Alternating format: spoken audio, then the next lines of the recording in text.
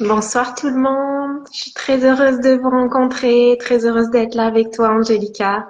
Merci beaucoup pour l'invitation. Merci à toi, Corinne. Je disais justement qu'on a eu un échange un peu avant de faire le live et c'est tellement passionnant. Je n'essayais de pas aller tousser trop loin et que ça soit trop long, mais c'est un sujet tellement passionnant que je pense que je vais avoir un peu du mal, mais je vais me concentrer. C'est la même chose ici pour moi. C'est vraiment des sujets qui me fascinent depuis des années. Fait que je suis très heureuse de pouvoir échanger quand on peut se rencontrer comme ça. Et j'espère qu'on aura des questions aussi dans les gens qui nous regardent. N'hésitez pas à poser des questions pour on pourra y répondre. Donc, je te laisse te présenter.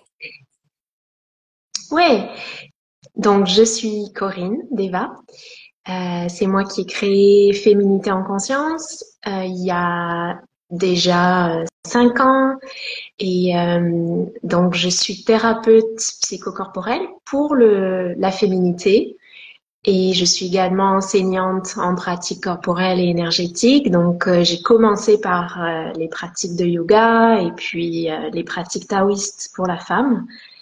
Et ça m'a amené dans mes recherches, ça m'a amené aussi à approfondir l'impact, le rôle et l'impact des émotions sur la santé hormonale, mais également sur notre capacité d'être en relation avec nous-mêmes, avec notre corps et en relation avec les autres pour vivre notre vie de façon plus épanouie. Donc, c'est un petit peu tout ça qu'on va aborder ce soir, mais voilà, est-ce que tu voudrais que j'aille un petit peu plus sur mon histoire ou est-ce on verra ça peut-être dans notre conversation? Si, bon, oui, justement, après, j'allais te demander un peu pourquoi cette approche t'intéressait. Ça va venir. Euh, Oui, donc, l'approche, puis on va en parler parce qu'en fait c'est comme l'intersection en fait de différentes disciplines, de différents sujets qui nous permet de mieux comprendre la santé féminine. Et on a besoin justement de cette vision holistique, d'intégrer ces différents éléments pour pouvoir vraiment équilibrer et harmoniser notre santé féminine et sortir de ces schémas où on sectorise les différentes parties de notre corps, les différentes parties de nous-mêmes. Donc, c'est un petit peu ça en fait qui s'est passé dans mon cheminement, c'est que j'étais déjà donc dans un cheminement personnel où j'étais devenue professeure de yoga, de méditation, donc j'étais déjà dans la relation corps puis les pratiques corporelles, mais je me rendais compte que je répétais des schémas qui sont présents dans notre société et qui faisait que je ne respectais pas le rythme de mon corps cyclique, les besoins fondamentaux de mon corps cyclique, que je continuais à avoir des symptômes dans mes cycles hormonaux et que j'observais aussi des schémas répétitifs qui se passaient dans mes relations, dans notamment mes relations intimes et qui étaient douloureuses. Et ça, c'est des choses que petit à petit dans mon cheminement, j'ai aussi observé et compris que c'est des schémas qui étaient présents dans ma lignée féminine déjà, donc qui ne m'appartenaient pas juste à moi. Et c'est un petit peu ça aussi, je pense, enfin, c'est vraiment ça aussi le cheminement de prise de conscience puis de guérison de la femme, c'est de se rendre compte que on a internalisé puis adopté des mécanismes et des schémas qui sont déjà présents depuis longtemps au travers des générations, qui sont justement dus au système sociétal dans lequel on vit depuis plusieurs générations et qu'on a internalisé et qu'on a besoin de peu à peu conscientiser pour pouvoir s'en libérer et pour pouvoir retrouver notre autonomie et notre souveraineté dans notre guérison de notre corps. Donc, c'est ça qui m'a amené à chercher, en fait, vraiment à chercher, à faire des recherches pour trouver des ressources, des outils, des personnes qui m'ont aidé pour comprendre les besoins spécifiques du corps féminin, du corps cyclique, parce que comme beaucoup d'entre nous, j'avais appris à accepter des symptômes qui étaient douloureux, qu'on me disait normaux, mais qui en fait étaient communs, mais qui ne sont pas normaux, qu'on n'a pas besoin de vivre des symptômes comme ça, et que j'avais appris à tolérer une faible énergie dans mon bassin, et là aussi, que c'est quelque chose qui n'est pas normal parce que c'est un centre énergétique très puissant qui peut nous donner une énergie vitale qui va nous servir dans notre vie à différents niveaux. Et donc, je vivais en fait déconnectée de ces capacités innées de notre corps féminin, mais desquelles on a été coupé, donc par différentes choses. Et donc, j'ai étudié petit à petit aussi l'impact comme je disais, des émotions sur la santé et le rôle du système nerveux sur les cycles menstruels notamment. Et ça m'a conduite à m'intéresser à mieux comprendre les traumatismes et l'impact des blessures émotionnelles et des traumas, on en reparlera, sur non seulement sur le système nerveux, mais comment aider notre système nerveux à se réguler pour que ça harmonise notre santé hormonale, mais que ça nous permette aussi de nous libérer plus profondément des blessures qui vont améliorer la relation que l'on a avec notre corps, comme je disais, et la relation qu'on peut avoir avec les autres par voie de conséquence. Donc, c'est une compréhension qui a été progressive dans mon chemin.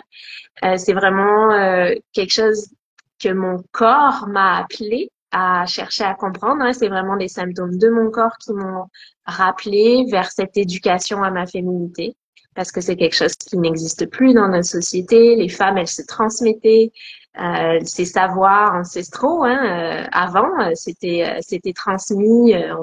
On se réunissait en cercle. C'était des choses qui étaient habituelles, mais on l'a perdu dans nos sociétés. Et c'est mon corps qui m'a ramené à ça, c'est mes émotions aussi qui m'ont ramené à ça. Et c'est vraiment une éducation que j'aurais aimé recevoir plus tôt dans ma vie. Et c'est pour ça que je le partage aujourd'hui et que j'accompagne les femmes parce que c'est des enseignements, des ressources, des méthodes qui m'aident chaque jour à me renforcer, à renforcer ma relation à mon corps et à ma féminité et qui m'a aidé à harmoniser les différents aspects de ma féminité. Ouais. Oui, c'est super intéressant parce que justement, toute cette approche psychocorporelle, j'ai plutôt l'impression que souvent dans notre société occidentale, on souhaite faire le corps et que finalement, et surtout nous les femmes, on a envie d'arrêter le symptôme, de juste, en fait, et que, comme tu dis, je pense que c'est effectivement normal de ne pas devoir subir sa condition des femmes en tant que femme réglée, que femme cyclique. Mais je trouve aussi que souvent on s'entête beaucoup à vouloir faire taire les symptômes avant de comprendre peut-être le message. Et justement, je trouve super intéressant cette approche. J'ai l'impression que souvent on essaye de diviser la psyché du corps et comme si les deux n'ont pas du tout un lien. Et c'est compliqué en fait en même temps, tu sais, à expliquer. Surtout, par exemple, dans le milieu médical. Je viens du milieu médical, donc même si dans l'approche personnelle, j'étais convaincue, sur cette partie d'approche beaucoup plus pragmatique, j'avais beaucoup de mal. Et c'est là où bon, la théorie du nerf vague m'a beaucoup, beaucoup intéressée. Et j'ai vu justement que tu avais t'as fait un post justement sur la relation qui existe entre le nerf vague et l'utérus.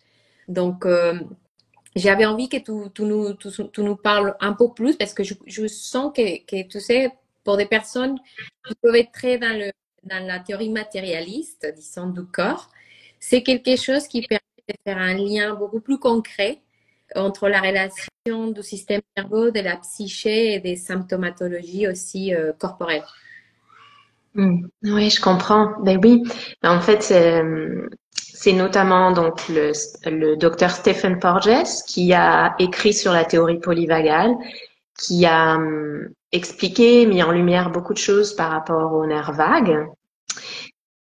Là encore, il y a encore beaucoup de, je dirais peu de personnes qui vont parler des spécificités du système nerveux féminin dans tout ce qui concerne la théorie polyvagale, les messages que l'on entend passer pour la régulation du système nerveux qui se base sur une compréhension du système nerveux qui est non genré, mais qui finalement est très différent entre les hommes et les femmes.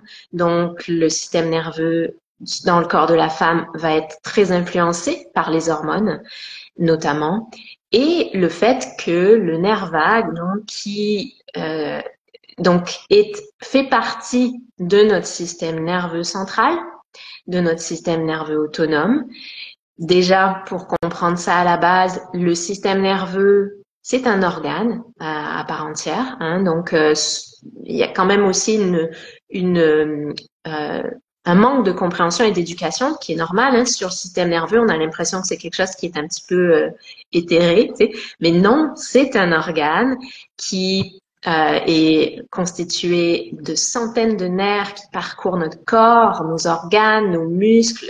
Tout notre corps est rempli, qui nous permet d'avoir une relation sensitive avec notre environnement, intérieur comme extérieur, donc qui va nous permettre de scanner notre environnement, la sécurité qui est présente dans notre environnement intérieur, les pensées que l'on a avec nous, comme notre environnement extérieur.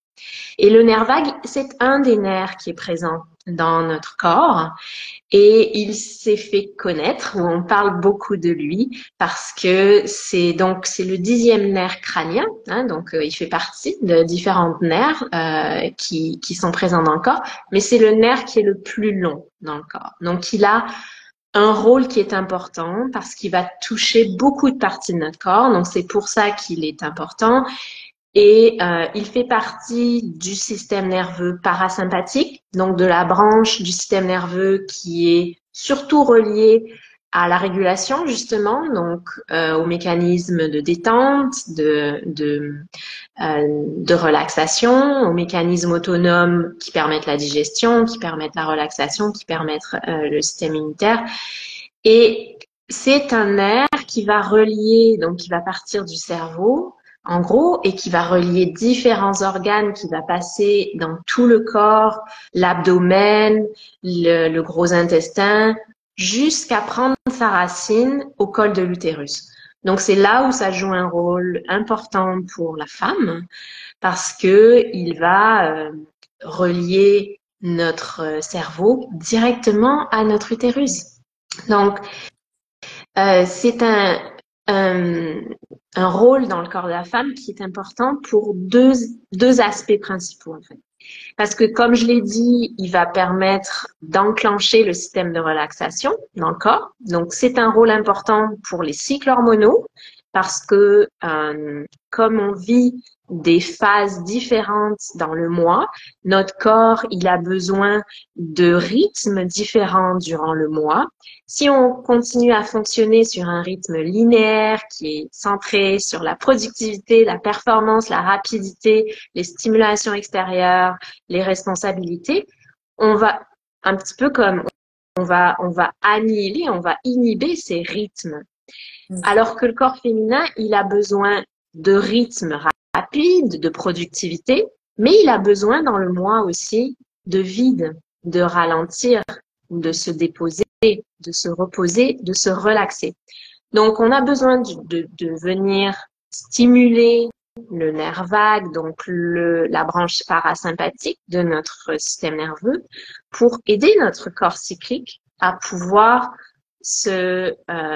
s'équilibrer durant le mois et à ralentir le rythme quand on a besoin de ralentir le rythme. Et ça, notre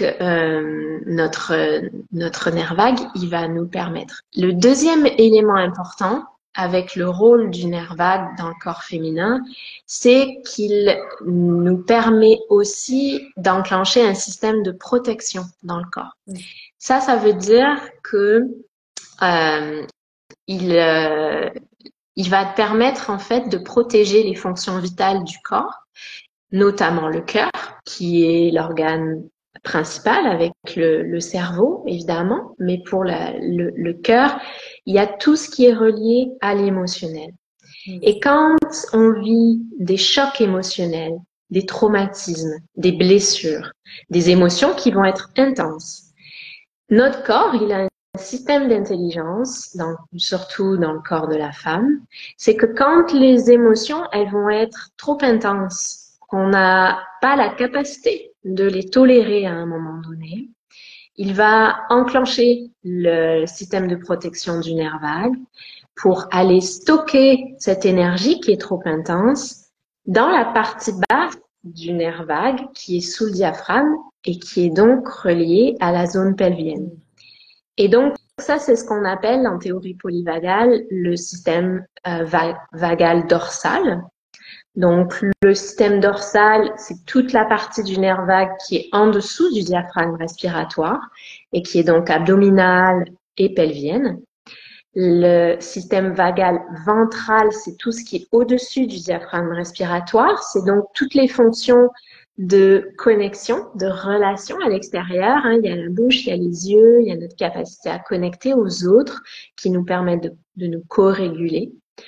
Et quand il y a des chocs émotionnels, quand il y a des traumatismes, notre système nerveux, donc via le nerf vague, il va déclencher cette protection où quand on n'a pas la capacité de se co-réguler, quand on n'a pas la capacité de se mobiliser, de se battre, de fuir, on va stocker ces charges émotionnelles qui sont trop intenses dans la zone abdominale et pelvienne pour qu'elles puissent être gérées plus tard.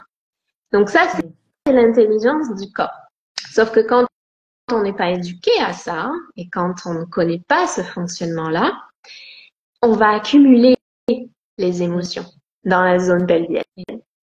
Et la médecine chinoise, elle nous amène cette compréhension-là aussi quand on regarde via la tradition chinoise et taoïste. Il voit la zone abdominale et pelvienne comme un réceptacle. Tu vois, c'est comme vraiment le réceptacle énergétique des émotions toxiques, des pensées qui sont négatives. Et ils appellent cette zone le chaudron alchimique parce que ils ont la compréhension que c'est une zone où on peut transformer ces émotions et ces pensées qui sont négatives et qui sont toxiques. Donc, ça veut dire que notre corps féminin, il a cette intelligence de protéger nos fonctions vitales, de protéger notre cœur, protéger notre cerveau à des moments où c'est trop intense, en allant stocker ça dans la région pelvienne. Ça crée un système en fait de dissociation, de figement. Donc c'est ce qu'on appelle les réponses de stress, de dissociation et de figement. Mais c'est une des réponses qui sont intelligentes dans notre corps. C'est vraiment pour nous protéger. Et donc ensuite, le chemin pour se guérir et pour récupérer cette énergie, oui, un petit peu d'animation dans cette discussion qui est très sérieuse. C'est que on a besoin de prendre conscience, de prendre responsabilité, de venir libérer ces mémoires qui se sont accumulées dans la région pelvienne, qui ont au fur et à mesure peut-être créé des symptômes, des maladies chroniques, des symptômes chroniques hormonaux, parce que c'est les signaux de notre corps, c'est le message de notre corps qu'on a besoin d'aller libérer, transformer ces émotions qui se sont accumulées petit à petit. Donc ça, c'est vraiment pour mieux comprendre le rôle du nerf vague. Alors, et c'est super intéressant ce que tu dis. Bon, par une expérience personnelle, là, quand tu me parles de ça, j'ai eu un polype d'endomètre qui est sorti suite à ma séparation, mais vraiment après. Et qui bouchait, disons, un peu le col de l'utérus. Et en fait, bon, j'ai décidé de l'enlever parce que vraiment, ça me procurait un blocage au niveau de mes règles. Et en fait, les jours de la chirurgie, une fois que je suis sortie, c'est une anesthésie générale. Et je me suis effondrée en larmes. Et la gynéco, pourtant, et tu sais, bon, dans le milieu médical, parfois, on n'est pas trop touché à ça, mais j'étais encore un peu sous anesthésie et je lui ai demandé est-ce que c'est normal que je pleure comme ça? Et elle m'a dit oui, c'est un endroit où on emmagasine énormément d'émotions. Donc, lâchez-les, c'est bon. Et, euh, et, et, et c'est vrai qu'en fait, là, quand tu me parles de ça, c'est vraiment cette sensation que comme si cette polype est venue un peu bouchée et qu'une Oui, fois que c'était retiré, pouf, tout est sorti. oui, oui. Ah oui, le corps a vraiment une intelligence. Le corps ne va pas exprimer avec des mots ce qui s'est passé dans notre passé, mais il va l'exprimer par d'autres moyens, par son propre langage en fait, hein. Donc, tu vois, en thérapie somatique, c'est ça qu'on aborde, c'est de commencer à mieux comprendre le vocabulaire du corps, de comprendre que nos symptômes, ils sont des signaux, ils sont des messages, ils sont pas une punition, en fait. Mais dans notre société, puis dans la compréhension mentale, rationnelle de ce qui nous habite, on va toujours juger et avoir peur, en fait, de ce que le corps nous Oui. montre. Mais le corps, il veut guérir. Et ça, c'est Mm. la première chose qu'on a besoin petit à petit de réparer dans notre esprit, c'est que notre corps, comme nous, il veut guérir. Et donc, quand il exprime des symptômes, c'est pour nous montrer le chemin, pour nous dire, hey, c'est là qu'il faut porter attention. Parce qu'il y a quelque chose qui s'est passé, qui n'a pas été intégré, qui n'a pas été digéré. Et on a besoin de revenir là, à cet endroit, pour pouvoir digérer ce qui s'est passé. Ouais. Après, parfois, on n'est pas prête. Tu sais, je sais que quand j'ai eu l'écho du polype, etc., ça m'a pris. Pourtant, la sage-femme m'avait donné, tu sais, le rendez-vous pour aller voir la gynéco pour la chirurgie. Et j'étais pas prête. Je pense, en fait, je l'ai pas fait même conscient. Mais je pense que il y a eu une espèce de déni au début. Et ensuite, j'ai fait la démarche de me dire, bon, et il se sont passées aussi des choses dans ma vie perso, j'ai pu regarder à quel point cet événement m'a fait déclencher, dire, c'est bon là, je veux libérer ça. Mais bon, ça m'a pris 4 mois avant de vraiment pouvoir faire la démarche. Ouais. Ce qui finalement peut venir à l'autre question que je voulais te poser. Tu parles des résolutions des traumas.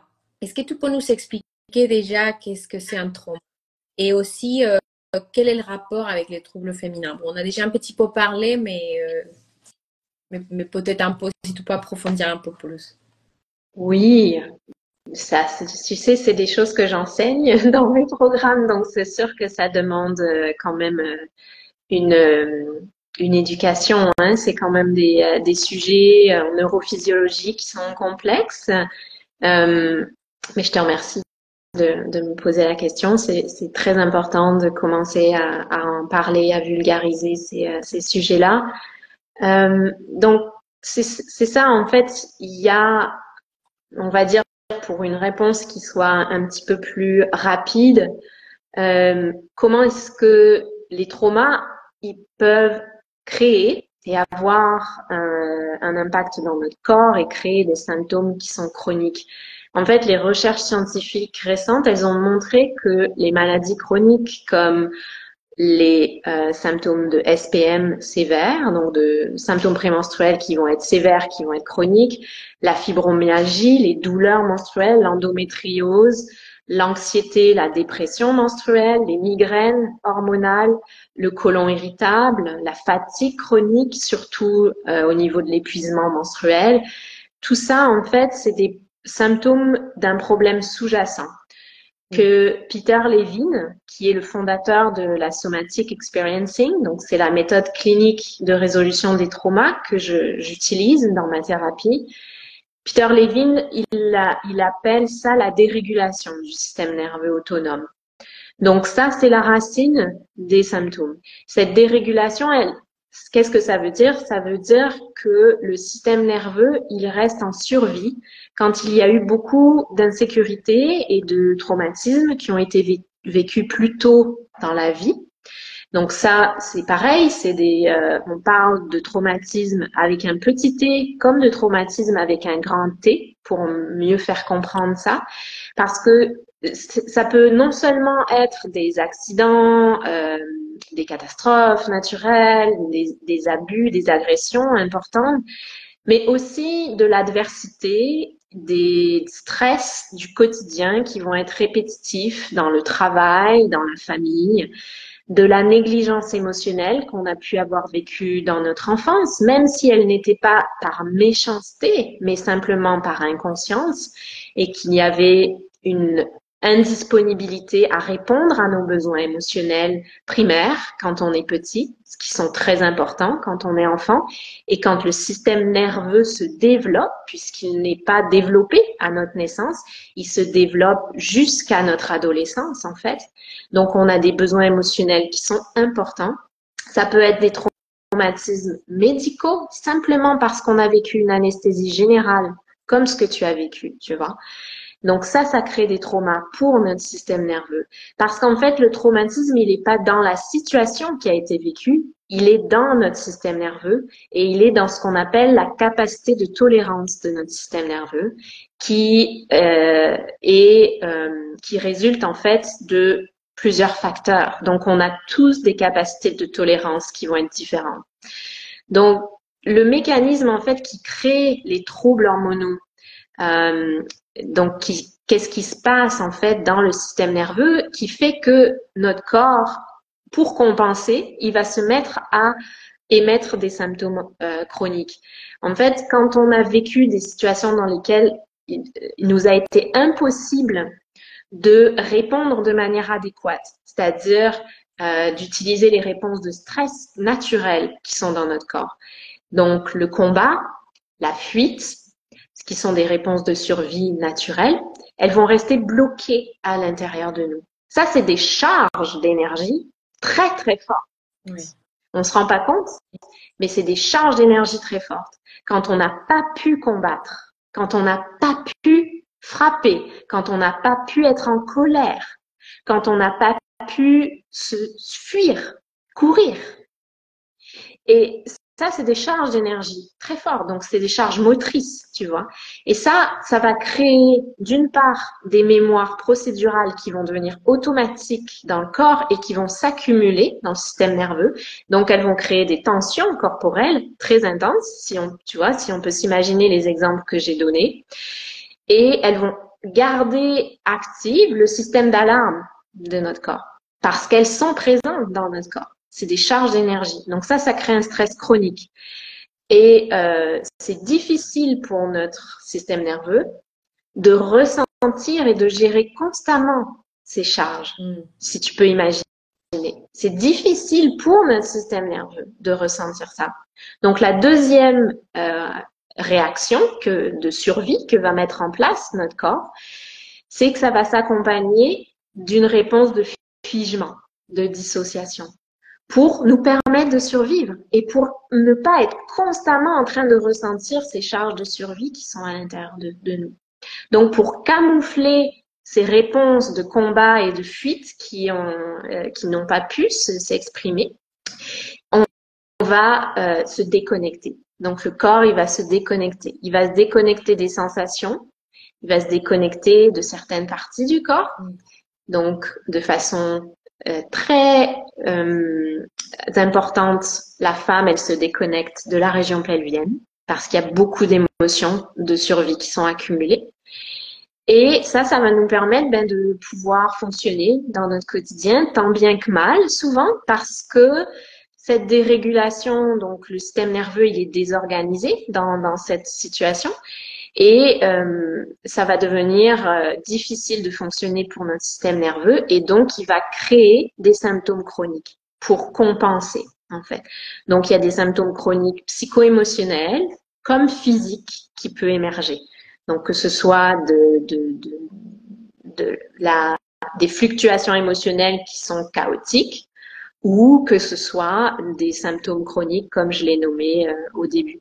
Donc les maladies chroniques que vit la femme, elles vont être accentuées par ces ces traumatismes qui sont présents dans le système nerveux, mais elles vont être aussi accentuées par les conditionnements qui sont présents dans la société et qui font qu'on essaye de s'adapter, qu'on essaye de fonctionner malgré des besoins autres de notre corps. Donc, on étouffe les besoins, on refoule nos émotions, on reste dans un rythme rapide, on cherche à prendre soin des autres au lieu de prendre soin de nous-mêmes. On ignore les symptômes, on essaye de les camoufler avec de la médication au lieu de vraiment prendre soin de soi, jusqu'à ce que ces symptômes deviennent trop importants en fait, et qu'on a du mal à fonctionner. Donc c'est une accumulation en autant que on répond pas au message de notre corps, en fait.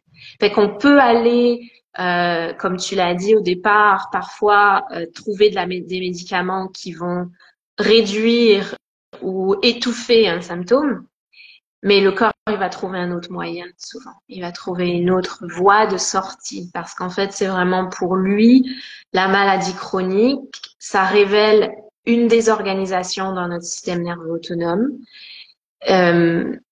Donc, notre système nerveux, il est dans un stress quotidien qui est élevé. Et il cherche quand même à nous aider à fonctionner, mais cette pression-là, elle va chercher à sortir d'une certaine façon parce que le corps, il sait qu'il peut pas survivre à long terme là-dedans. Donc, les maladies chroniques, elles nous aident elles aident notre corps à nous envoyer un signal, en fait, à dire là, il y a quelque chose qui fonctionne pas, il faut rééquilibrer les choses. Donc, c'est ça. Ouais. Donc, c'est vraiment un signe qu'il y a un stress chronique qui n'a pas été géré euh, et qu'il y a de façon sous-jacente des mémoires traumatiques, des impulsions, comme je disais, qui n'ont pas pu être exprimées et qui cherchent une porte de sortie, en fait. Oui, ça rejoint aussi mon approche aussi en phytothérapie, en plante médicinale, parce que j'utilise beaucoup les plantes adaptogènes pour justement réguler cet axe qu'on appelle l'hypothalamus hypophyso-rénal, que c'est tous ces systèmes nerveux. Et tu sais, je vois souvent des clients qui me disent, ouais, mais avec ça, est-ce que je vais trouver la pêche? Je vais réussir à enlever ma fatigue? Et je leur dis, en fait, ça ne marche pas comme ça. C'est-à-dire que la plante, en plus les plantes adaptogènes, et surtout par exemple la ashwagandha, c'est pas, en fait, elles vont pas venir booster. En fait, elles vont venir stimuler ces systèmes nerveux. Et j'ai eu parfois des clientes qui sont encore dans une lutte dans laquelle elles m'appellent pour me dire, mais normalement, les plantes disent vitalité. Et en fait, je me sens super fatiguée. J'ai envie de dormir. Et je leur dis, oui, mais justement, la plante t'amène. Bon signe. C'est un très bon signe. Ça veut dire que ça marche. Juste lâche-toi un peu pour que justement ton système nerveux vienne se réguler et puis tu trouveras cette vitalité. Mais la plante est en train de t'amener vraiment à ce que peut-être tu résistes, que c'est le repos. Et bon, j'ai même des clientes avec des douleurs menstruelles très importantes pour lesquelles les plantes adaptogènes fonctionnent très bien et que finalement pour moi aujourd'hui les plantes adaptogènes c'est un peu, tu sais, la base pour que toutes les autres plantes puissent agir encore mieux.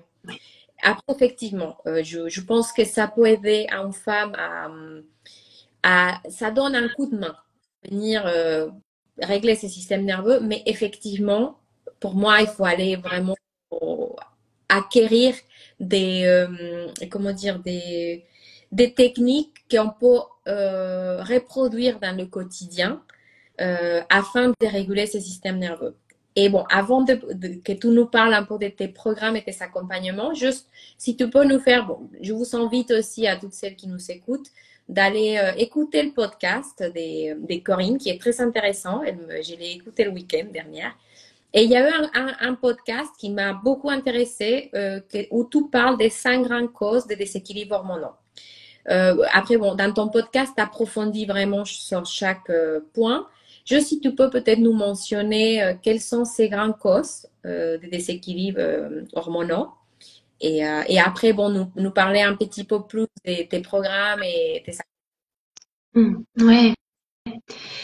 Ouais, puis dans cette partie-là, tu sais, je vais peut-être un petit peu nommer qu'est-ce qui peut aider aussi pour ben, nos auditrices elles puissent comprendre comment commencer à équilibrer et à réharmoniser notre corps cyclique en combinaison avec des plantes, comme tu disais, parce que c'est des démarches qui vont être complémentaires, c'est sûr. Et c'est vrai que le travail avec le système nerveux et la connexion à l'utérus et au centre énergétique de l'utérus, comme j'en parlais au début, c'est travailler avec la racine des symptômes que l'on peut vivre, parce qu'on travaille avec la racine de nous-mêmes, ce qui est le plus profond à l'intérieur de nous. Notre système nerveux, c'est un système d'intelligence qui relie notre corps et notre psyché. Donc, on travaille avec vraiment, on touche à notre essence et notre centre de l'utérus, il est en connexion directe avec notre essence. C'est le centre de création de la vie. Donc, pour moi, c'est pour ça que ces deux éléments sont des éléments très importants pour la guérison féminine. Et donc, comme tu disais, tu l'as écouté, effectivement, dans ce que j'ai appris, dans moi, mon propre cheminement, et puis dans le travail que je fais pour la guérison féminine, j'ai comme sorti 5 grandes causes qui nous emmènent à vivre des déséquilibres hormonaux aujourd'hui. La première, comme on vient d'en parler, c'est le fait qu'on vit dans une société qui suractive le système nerveux féminin et les stress chroniques que l'on vit vont avoir des conséquences sur nos cycles. Donc, quand dans notre vie, on est constamment sollicité, qu'on se crée aussi beaucoup de responsabilités et d'activités, ça va constamment activer les processus d'alerte dans notre système nerveux, comme on en a parlé au début. Donc, notre cerveau va continuellement produire ou donner la commande de produire du cortisol, qui est l'hormone de stress. Ça va créer une addiction dans notre corps parce que quand il y a une surproduction, une suractivation, ça crée une addiction dans le corps. Donc, il y a un besoin de cortisol qui est constamment créé dans le corps, ce qui nous conduit dans ce cycle infernal, hein, ce cycle négatif là, comme le cercle vicieux, c'est ça que je cherchais. Où plus on a du stress, plus on cherche à s'occuper et à rester active. Je sais pas si tu l'as observé, mais moi je l'ai observé. Même en tant que prof de yoga, j'ai fait un burn-out, tu vois. Donc ça m'a vraiment enseigné que, ok, j'ai vraiment besoin de regarder comment ça fonctionne en moi. Et c'est normal en fait. Cette sensation d'addiction au stress, elle est normale parce qu'elle est physiologique. Mais donc, on a besoin de casser des mécanismes là dans notre corps, vraiment de créer des habitudes qui sont différentes pour que ça aide notre physiologie aussi à embarquer et à commencer à créer des hormones qui vont nous permettre de nous relaxer. Donc, on va vers l'ocytocine, l'endorphine pour créer des sensations de relaxation dans le corps. Et donc c'est grâce à la stimulation du nerf vague qui va nous aider là-dedans. Donc, trouver des pratiques qui vont aider à stimuler le nerf vague, des pratiques corporelles, somatiques qui vont aider à stimuler le système parasympathique. Donc, quand ça nous paraît impossible de faire une pause, c'est là qu'on a besoin de faire une pause et de se dire, OK, comment je peux aider mon corps à changer sa réponse de stress en ce moment. Donc, ça, c'est la première chose. La deuxième chose, c'est que ça crée en fait, dans ce rythme-là qu'on s'impose à vivre dans nos sociétés, puis du coup, cette déconnexion que ça crée dans notre corps, on s'éloigne de notre corps. On devient déconnecté de notre corps et de notre centre de l'utérus. Donc, sous l'effet du stress, là encore, c'est une réaction physiologique qui est naturelle. Non seulement on épuise notre énergie vitale, mais en plus, on devient de moins en moins capable d'être en contact ressenti avec cette qualité de notre cerveau qu'on appelle l'interoception, notre capacité à ressentir notre corps de l'intérieur. Donc ça, c'est quelque chose qui est non-verbal, hein. C'est quelque chose que je peux essayer d'expliquer avec des mots, mais qui n'est absolument pas rationnel. C'est une capacité que l'on a dans notre cerveau. Mais cette capacité, elle va être affectée par le stress. Quand on est en mode de survie, ça va empêcher cette interoception. Donc, on va se retrouver coincé dans notre tête, coincé dans nos pensées. On va habiter de moins en moins notre corps et de moins en moins notre utérus, notre région pelvienne. Et cette déconnexion-là, elle entraîne une déficience d'énergie qui va se transformer en symptômes hormonaux.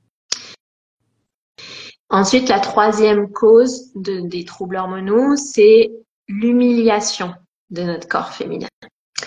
Et notre difficulté à nous accueillir nous-mêmes et à respecter notre énergie féminine. Et ça, c'est quelque chose qui fait partie de notre chemin de guérison. Et comme je l'ai évoqué déjà dans notre discussion, c'est quelque chose qui est historique, qui est ancestral, qui est culturel, qui est dû, qui fait partie des symptômes de cette société patriarcale.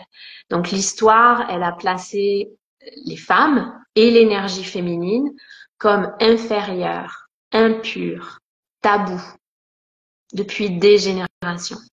Et donc on n'a pas été éduqués à notre énergie féminine, à ses qualités intrinsèques, à sa beauté. On a surtout été humiliés et considérés comme en ayant un problème. Simplement le fait qu'on a des menstruations, c'est tabou. Fait que ça, c'est des choses, c'est des croyances qui ont été internalisées, c'est un dénigrement sociétal qui s'est imprimé dans notre esprit, dans l'esprit des femmes, et qui perpétue cette déconnexion avec notre corps dont j'ai parlé juste avant. Donc, on a besoin de déconstruire ces schémas de croyances, ces habitudes qui ont été ancrées de honte, de rejet, de contrôle aussi, de manipulation de notre corps. C'est vraiment des schémas psychologiques, des mécanismes qu'on a besoin de prendre conscience pour pouvoir les déconstruire. Ensuite, la quatrième cause des troubles hormonaux, c'est l'accumulation des émotions et des traumatismes, comme on en a parlé, et notre résistance à aller rencontrer ces émotions-là. Parce que c'est ça qui fait que on les accumule, hein. Ils s'accumulent parce qu'on résiste à ressentir nos émotions. Donc, il y a beaucoup de peur, il y a beaucoup de terreur, en fait, à ressentir. Mais ça fait partie de ce que je viens de dire auparavant. Donc, ça fait partie de ce dénigrement de l'énergie féminine. Les émotions font partie de l'énergie féminine. C'est cette peur de notre corps, cette peur de nos émotions, elle a été transmise de génération en génération. C'est pas parce qu'on a un problème, ok? Donc c'est simplement parce qu'on a besoin de réapprendre à rentrer en relation avec cette énergie, avec nos émotions, pour se rendre compte qu'elles ne vont pas nous submerger, qu'elles ne vont pas nous terrasser, qu'elles ne vont pas nous diminuer, mais qu'en passant au travers de nos émotions, c'est comme ça qu'on trouve la guérison. Donc, c'est quelque chose qu'on a besoin de réapprendre. Et comme on en a parlé, l'utérus, c'est un organe qui est creux, qui est vide et plein, hein, donc il se vide et il se remplit à chaque mois. Mais c'est un endroit donc où on accumule les expériences qui n'ont pas été digérées, qui vont être stockées pour qu'on puisse les intégrer plus tard. Donc, il y a dans notre chemin de reconnexion à notre corps féminin, quand on reprend contact avec notre bassin, il y a des émotions qui vont émerger. Tu l'as nommé dans ta propre expérience aussi. Donc ça fait partie du chemin de libération des émotions, des traumas qui entravent en fait le processus naturel du cycle hormonal. Et on le voit dans la phase prémenstruelle, hein, parce que la phase prémenstruelle, c'est elle qui va nous mettre en contact avec ces émotions qui sont refoulées. Et donc, on a l'impression de devenir folle, on a l'impression d'être complètement possédé par des émotions incontrôlables. Mais c'est parce que c'est l'intelligence de notre corps pour libérer notre corps. Donc, cette compréhension-là, on l'a perdue, donc on résiste, on essaie de trouver des moyens de refouler encore plus, d'aller repousser ces émotions-là en phase prémenstruelle, alors que c'est l'intelligence de notre corps qui cherche à se libérer, à ouvrir la voie dans notre psyché pour libérer toutes les expériences non digérées, que le prochain cycle puisse se renaître et puisse se faire de façon, comment dire, renouvelée, que l'on puisse être vraiment libéré pour pouvoir renaître dans le prochain cycle et pouvoir vivre un cycle qui soit réellement une vraie renaissance, qu'on puisse recontacter notre pouvoir, qu'on puisse créer notre vie. Donc, il y a une sagesse dans nos cycles menstruels là-dedans. Donc, la phase prémenstruelle, elle est là pour nous aider à voir toutes les peurs, tous les deuils qu'on n'a pas pu faire, toutes les colères qu'on n'a pas pu exprimer, pour les exprimer à travers le corps. Non pas être terrassé par elles, mais chercher à les exprimer à travers le langage du corps, comme on en a parlé avant, à travers le langage du système nerveux, à décharger ces charges émotionnelles qui sont dans le corps, pour que le cycle menstruel puisse se faire de façon harmonieuse, mais au-delà de ça, que notre cycle de recréation, de création dans notre vie, il puisse avoir lieu. Sinon, on va se retrouver bloqué dans ces schémas dysfonctionnels, dans les peurs, dans les blocages émotionnels, dans les colères refoulées qui nous empêchent de nous exprimer. Donc, il y a une cascade de conséquences. Je vais dans la dernière cause des troubles hormonaux parce que chaque sujet pourrait donner lieu à une conversation. Et juste une petite parenthèse, parce que je trouve super intéressant le lien même avec les plantes. Parce que justement, tu sais, j'utilisais plantes du type qu'on appelle des précurseurs de la sérotonine pour la régulation de l'humeur. Et en fait, notamment, je le conseille beaucoup avant les règles et aussi bon, on traverse des situations compliquées. Et pareil que comme avec les autres plantes, tu sais, des personnes, je vous dis souvent, allez doucement avec la dose et vous la montez petit à petit. Parce que ces plantes, c'est un détox émotionnel. En fait, elles ne vont pas venir étouffer. Parce que j'ai eu déjà de retour des femmes qui n'ont pas suivi les conseils et que bon, elles s'étaient tristes, qu'elles voulaient juste ne plus être tristes. Donc, elles se sont pris la dose au max et que quelques jours après, elles m'appellent pour dire je n'arrête pas de pleurer. Et c'est pas normal. Et quand je sais que j'ai beaucoup de doses, finalement, je leur dis c'est que la plante va amener aussi les émotions en surface pour qu'elles soient digérées et pour qu'elles soient évacuées. Mais c'est pour ça qu'il faut aller doucement aussi parce que parfois ça peut être trop d'un coup et que ça soit vraiment pas gérable.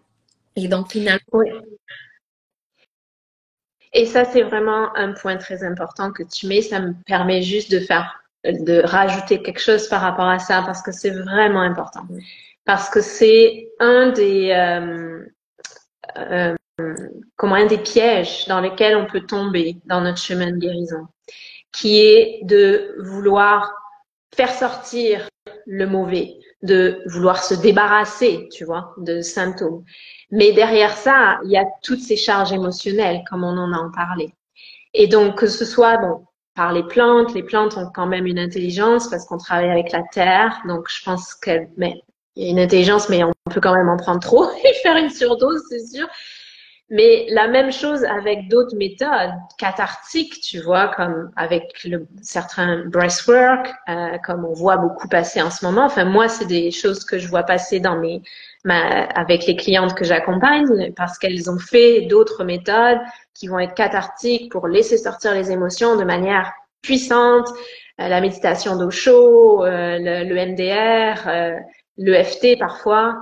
Et là, il y a quelque chose de très dangereux parce que on ne comprend pas parce qu'on n'a pas été éduqué à ça, c'est que lorsque l'on va aller trop fort dans ces charges émotionnelles qui sont emprisonnées en nous, on peut retraumatiser notre système nerveux. Oui. Donc, on a besoin de faire très attention. C'est pour ça que c'est quelque chose que j'avais envie de nommer dans les conseils ou en tout cas des recommandations.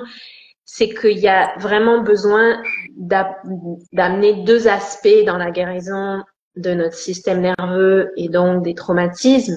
C'est non seulement le premier aspect, en fait, qui va être la première fondation, c'est de créer de la sécurité dans le système, dans le corps. Et c'est cette sécurité que l'on va avoir construit suffisamment avec une souplesse à gérer nos stress quotidiens et que nos stress quotidiens ne viennent pas nous submerger.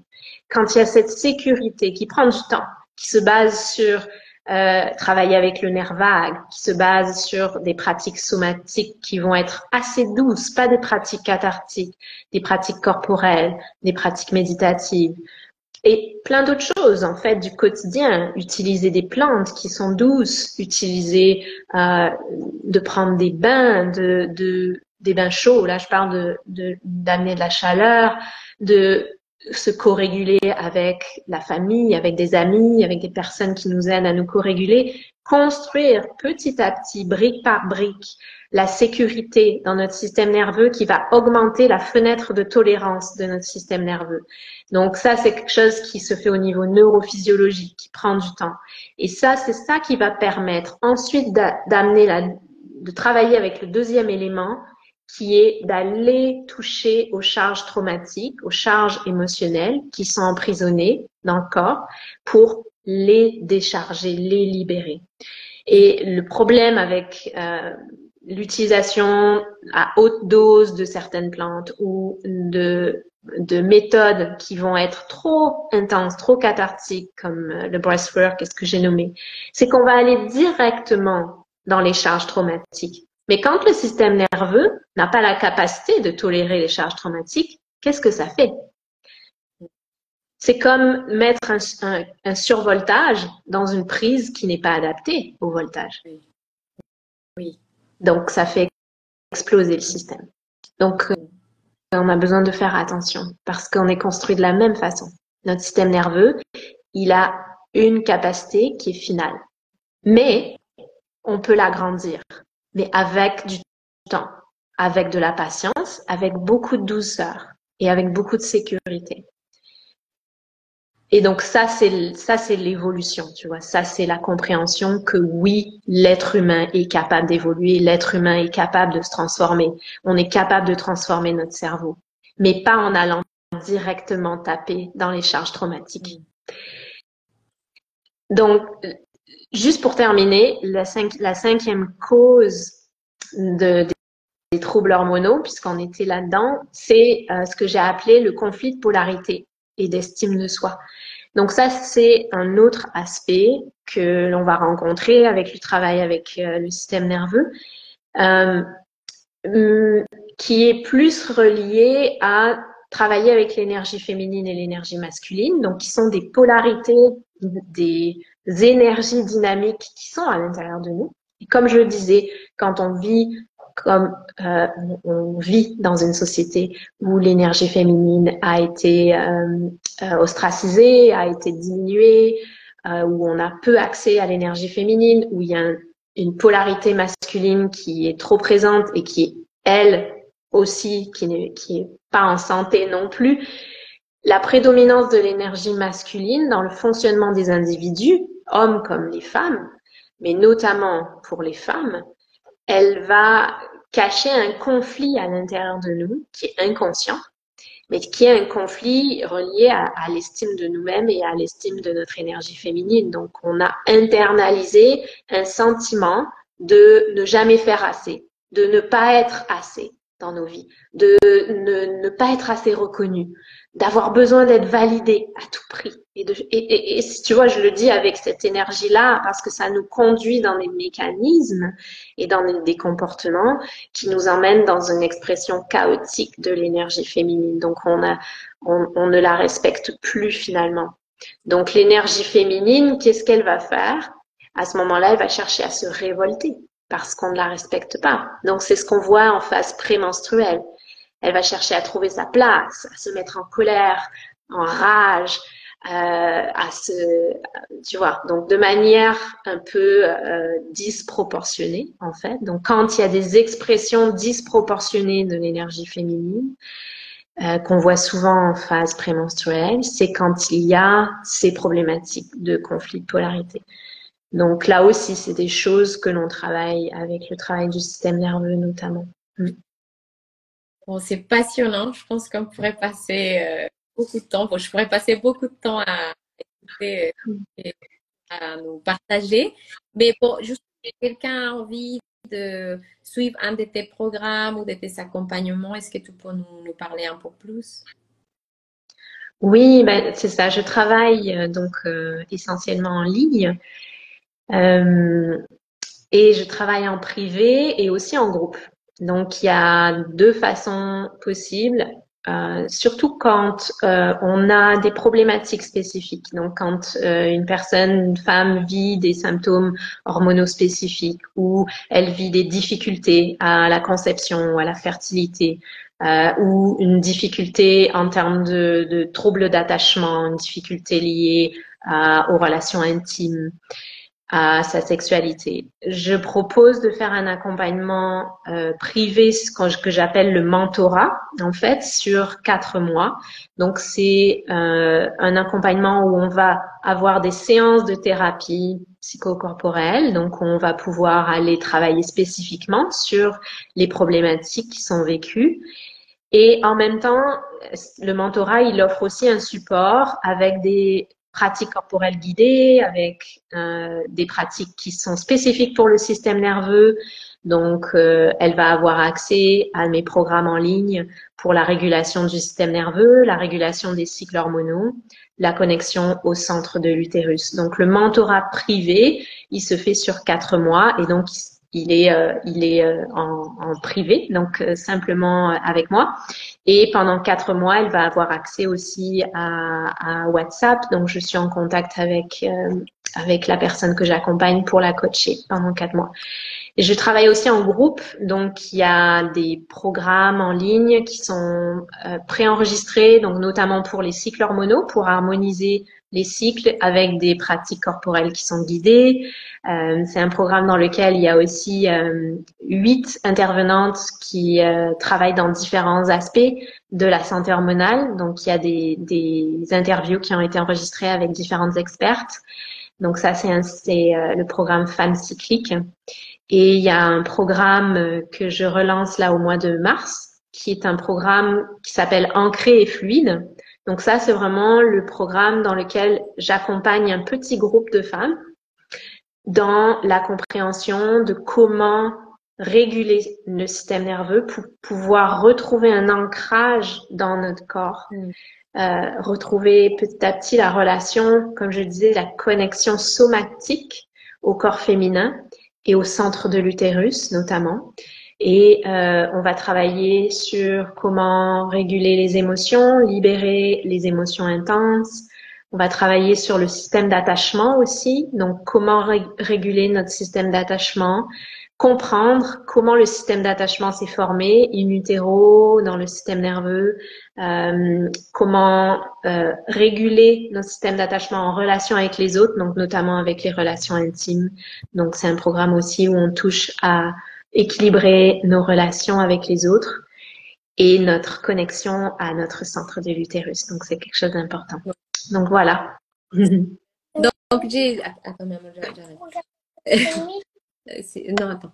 Et Femme à Trescence qui dit c'est super intéressant. Et merci. Et les cueilleurs qui dit c'est des bourgeons de très bonne qualité, je dis. Fascinant. Quel est le nom de votre podcast, s'il vous plaît? C'est Féminité en conscience. Oui, donc les émissions de podcast, elles ont le même nom que mon profil sur Instagram.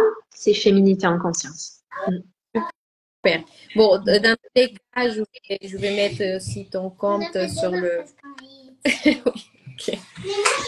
Donc, bon, là, ça commence aussi à... Ça y est, l'énergie est ailleurs maintenant. Merci beaucoup de m'avoir invité. C'était vraiment super intéressant. Et j'espère que que ça va donner des ressources, des pistes de recherche pour nos auditrices. Et si vous avez des questions après l'émission, n'hésitez pas à me Oui, contacter. Ce sera avec plaisir. toutes tes coordonnées, justement ce que je voulais dire, mais je vous mettrai tes coordonnées sur le post. Et bon, et suivez Corinne qui partage des choses très intéressantes. Et merci Corinne encore une fois. Euh, oui, là, merci beaucoup pour partager ces lives hyper instructifs. Merci beaucoup d'avoir été présente et merci à toi, Angélica, pour ton invitation. C'est un grand plaisir d'échanger avec toi. Et également, Barbara, également super intéressant. Un très bon moment. Bon, merci à tout le monde. Ça fait Ah, plaisir. ben, je suis contente. Oui, c'est vraiment super. Merci de nous donner vos commentaires. Super. Merci beaucoup, hein. Bon, bonsoir. Merci d'avoir été là en live et merci à celles qui vont nous écouter en replay. Oui, oui, Et merci s'il à y a tous. d'autres questions, n'hésitez pas à les poser. Ça nous donnera l'occasion d'y répondre plus tard sous une forme ou une autre, hein, mais un autre podcast. Merci beaucoup. Merci et donc bonne soirée et à bientôt. Bye. À bientôt.